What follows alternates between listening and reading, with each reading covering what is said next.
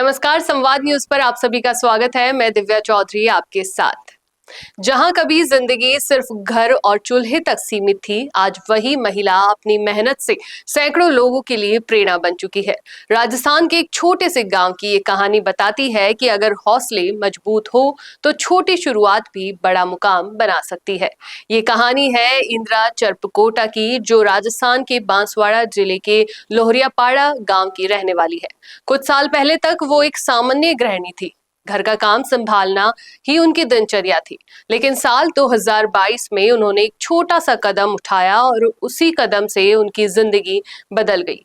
इंदिरा ने राजीविका योजना के तहत महिला निधि से करीब 40,000 रुपए का लोन लिया था। इसी रकम से उन्होंने मुर्गी पालन का काम शुरू किया।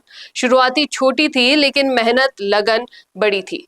आज उनका पोल्ट्री फार्म करीब 1200 मुर्गियों का घर बन चुका है। और सबसे खास बात यह है कि पूरा काम इंदिरा अकेले संभालती है। सुबह जल्दी उठकर मुर्गियों को खाना और पानी देना, उनकी देखभाल करना, अंडों को तैयार करना, सब कुछ वो खुद करती है।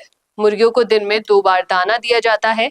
मक्का और गेहूं जैसे अनाज इस्तेमाल किए जाते हैं। दोपहर में उन्हें बाहर निकाला जाता है और शाम तक फिर वापस फार्म में रखा जाता है।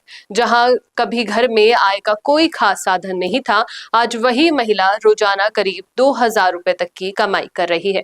उन्होंने यहाँ मुर्गियां, छोटे चूजे और अंडे तीनों की बिक्री होती है। और सबसे बड़ी बात, उन्हें बाहर बाजार जाकर बेचने की जरूरत भी नहीं पड़ती। लोग खुद उनके घर तक खरीदने आते हैं।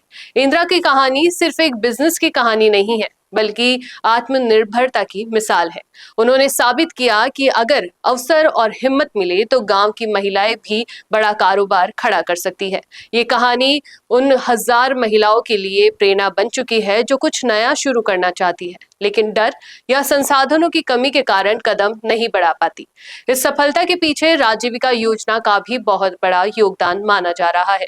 स्थानीय प्रशासन और अधिकारियों के सहयोग से इंदिरा को आगे बढ़ाने का मौका मिला और आज उनका काम दूसरी महिलाओं के लिए भी आत्मनिर्भर बनने की प्रेरणा दे रहा है।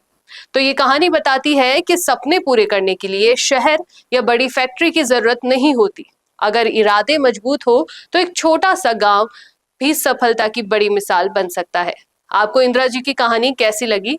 क्या ये ऐसी महिलाओं को और ज्यादा समर्थन मिलना चाहिए? कमेंट में अपनी राय जरूर बताइएगा